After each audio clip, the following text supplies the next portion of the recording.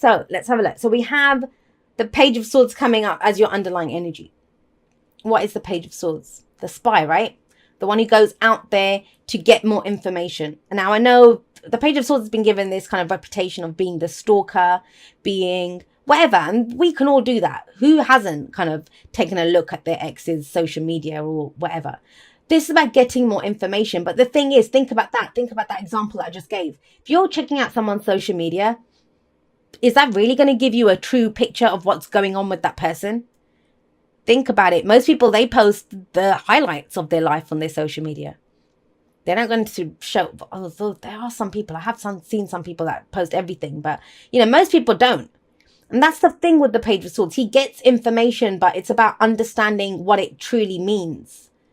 We don't always fully understand the information that we get when the Page of Swords comes up. So I always advise that if you've got this kind of energy, if you've come into some kind of information, chances are you don't fully understand it. You don't fully understand it. It's really strange, actually. It comes to mind. And whenever I'm reading, I always come in blank, right?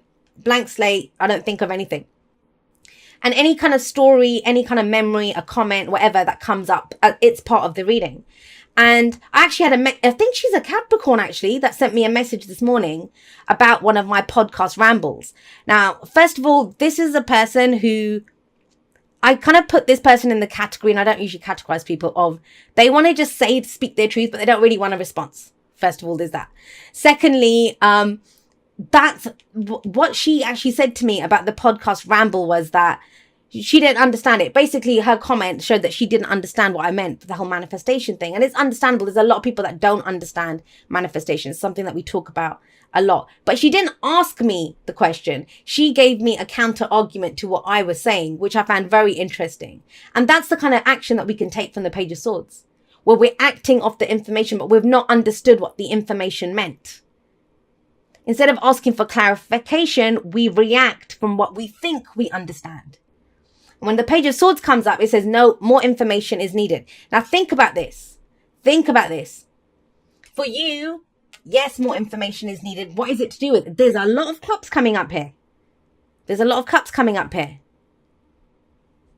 So it feels like there's something or someone around you right now, with the Knight of Cups is coming up as the focus. And who's the delusional romantic, right? Someone who's offering you the sun, the moon, and the stars. And you're like, I don't know if I trust this person. I don't know what they're offering. Because that's the thing with the Knight of Cups. He is the dreamer. I mean, he's riding a bloody unicorn over a rainbow. Think about it, right? And yet, he comes from a pure emotional place. He's very much about pursuing his emotional, like what's going to make him happy. That's what the Knight of Cups does. So you're well within rights here to say, well, hang on a second. That looks a bit too good to be true. Both of these energies say that. It's too good to be true. It's too good to be true. But is it?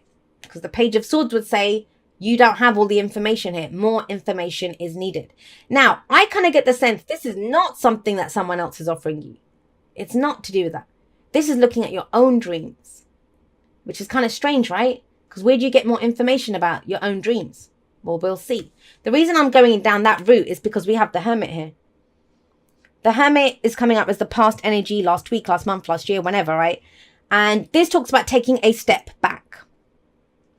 We can go into Hermit mode in a room full of people, in an office full of people. It doesn't mean that we literally go into seclusion. Some people do. Some people do go and retreat. And this is where they just disappear to go figure out some stuff. Some people do that. But it's in the past. So it's a general, so it can go both ways. Remember that in the messages that come through. But if there's someone central to your story, this could be trying to explain to you what's happening here. But the Hermit is someone who's taken a step back to go and reevaluate. But how are they reevaluating? Again, have a look. There's nothing around this person. There's nothing around him. So the Hermit is actually looking within. That lantern, it usually has a star in it, which is a star of hope. So it's about looking within. This is the card for Virgo. And I always see the Hermit as someone who is trying to regain their power in a situation. Regain their power. It's a card of self-empowerment. Because ultimately, no matter what the situation is, what the Hermit discovers is that only he or she has the power to change the situation. To change the situation. Now, even when we manifest, right? And a lot of people think manifestation is how we act. Actually, I'll give you an example. I mean, I love that person. If you're watching this, the person who messaged me this morning, thank you. Everything happens for a reason, and it feels like that was part of this message. So what I want to say is this, that we don't manifest from our actions. We don't manifest from our thoughts. So the example that that person gave was that, I'm a good person and I manifest bad people. Are you good to yourself though? I mean, I'll give you an example. When I'm critical, when I'm really critical of myself, like, oh, why did I do that? Why did I do this? That kind of self-criticism that comes in. I will encounter people that criticize me. Now, I don't ever go around criticizing people. I'm very much live and let live. Everyone has their own truth. You do you, boo. That, I will just see if you're crossing my boundary, if it works for me or not. But I don't ever criticize or judge anyone. And yet I encounter people like that. Like does attract like, because they are treating me how I'm treating myself. And that's important to remember, because we have the Ace of Cups coming up in your present. What is in your cup? What's in your cup? This is the opportunity to begin a new emotional cycle. Now, what does that mean? Something that makes us happy. When the Ace of Cups comes up, we see the potential for great happiness in this situation. It's just starting. Starts off with our own cup. But this is why I think there's some emotion bubbling up here. There's some feeling that you have, whether it's about a job, whether it's about a person, your living situation, whatever it is. There's an emotion that's coming up and it feels good. It feels good. But I get it. When you've gone through so much and it feels like whatever has come up, it's come through your own soul searching, through this hermit energy, whatever this was. There's something that you understand now about what's in your cup, about the love that you have to offer. Every great love story begins with how we love ourselves. No one's going to come and prove us wrong. If we love ourselves and respect ourselves, we teach other people how to love and respect us. And yeah, sometimes you'll meet people that disrespect us, and then it's a chance for us to prove, do we truly respect ourselves? Will we reject this based on what we know about ourselves? So with the Page of Swords coming up here, this is almost like more information on what's in your cup. Why? I mean, if you take nothing else away from this, Capricorn, just take away this one question. Why do you feel the way you feel? Why do you feel the way you feel? And you have the answer because you've already been through it. But it's almost like there's a glimpse of happiness here. It feels like there's a distrust of it. I don't know if I can trust this. I don't know if I can trust how I feel. I don't know if I should begin this new. I mean, my cup feels great here, but what's going to happen? What happens with it? Because have a look at what's coming up in the future. And this is a projection from where we are, right? The Seven of Cups. The Seven of Cups, it's fantasy, it's illusion, yes, but it asks you which dreams are worth pursuing, which dreams are not. I feel like this is the week where you have a change, a shift in your dream. What it is that you want, what it is that you desire, what it is that you think will make you happy. And, someone might look at this and think, well, I don't care about emotions, I don't care about love, I don't care about any of that stuff. Yes, you do. Everything that you do comes from a place of love and emotion. Everything that you want, even if it's completely practical. If you want that house, if you want that job, if you want that million in the bank, you want it because you think it's going to make you feel a certain way. Right? So if the way you feel and what makes you happy has changed, then your goals and dreams are going to change too, right? Makes sense? That's why I think the Page of Swords is so crucial here. This is about getting more information. Getting more information. Now, with the Seven of Cups coming up, and have a look.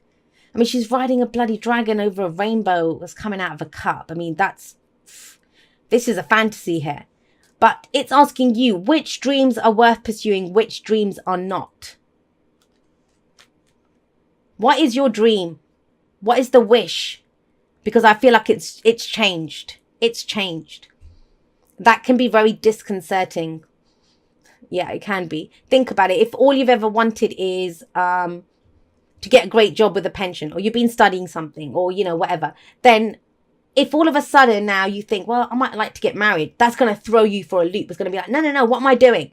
But it's trusting how you feel, trusting what's in your cup. That's why that's so crucial with that here. Getting more information about what's in your cup.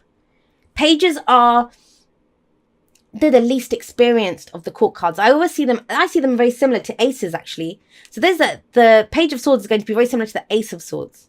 We have an idea. We kind of know what it is, but it's about fleshing out what the thought process is, fleshing out the information, changing our perspective, figuring out what is truly going on with my cup, with how I feel. Because when you figure that out, then you'll know which dream is worth pursuing, which dream isn't. Because until you know what's in your cup, how are you going to know which cup matches yours? That's when people try to link up with any old person, because they don't even know what their own cup is worth. They don't know what's in their cup, and they will audition anyone for that role of boyfriend or girlfriend or business partner or whatever. Or, you know, you'll go for any old job because is it going to make me happy? That's the big thing here. Is it going to make me happy? Now, what's your advice? The advice is this is going to drag you kicking and screaming out of your comfort zone. You lucky devils. And I say that because I love it. Whenever I come, well, all right, let's be clear on this. Whenever I hit the limit, whenever I get to a place where something is uncomfortable, I know that that's the limit of my comfort zone. I know that's the limit of my comfort zone. That's called comfort zone for a reason. It's because we want to stay in that comfort zone. For some of you, the difficulty is to get the more, you'll have to speak to someone to kind of explore if this is worth it or not, to get more information. And that will pull you out of your comfort zone.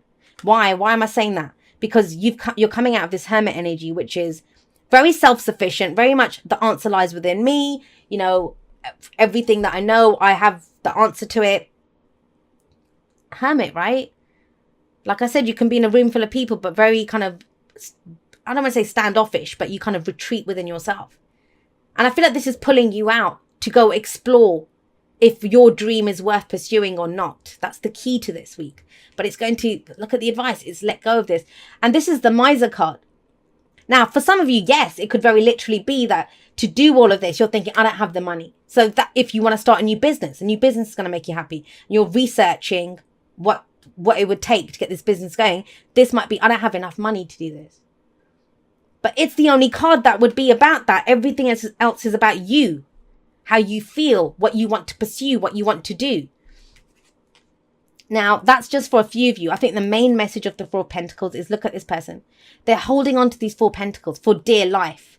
Those Four Pentacles represent some kind of physical, because Pentacles are always, something that we can see, feel, and touch. They represent the earth energy, possessions, people, money, jobs, anything that we can see, feel, and touch that surround us.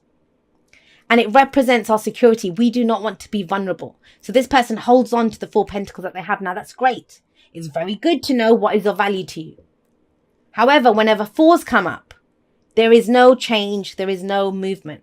And this card says that more than anything. So what the Four of Pentacles is saying to you, if you hold on to what it is that you have here, you'll keep it. You won't lose what you have, but you won't get more. This person has to go spend the Pentacles, has to go and invest the Pentacles, has to go do something with them, right? To be in with a chance to get more. There's never a guarantee. There's never a guarantee. And that can be hard.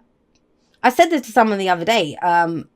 Who was I talking to? I think it was a Taurus.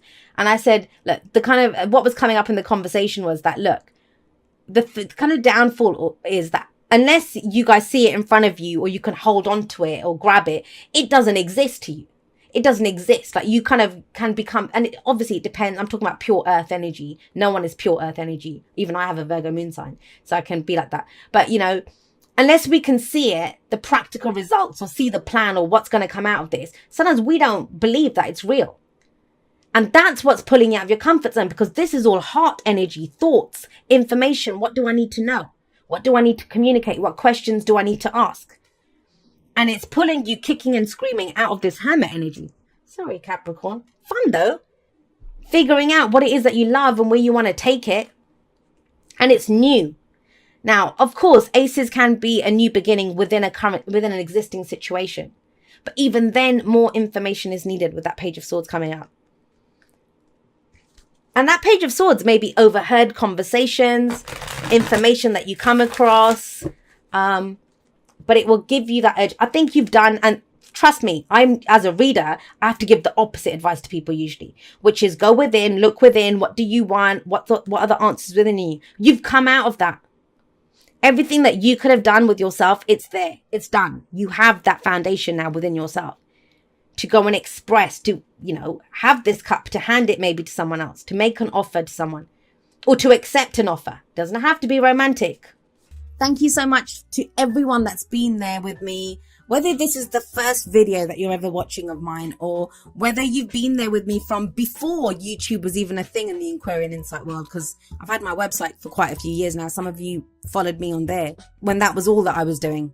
I'm so blessed that you guys are all a part of my journey, and totally and completely honored that you would make me and my messages a part of your journey. I never take that for granted. So I love you guys very much. I will see you next time, but that's all for now. Goodbye.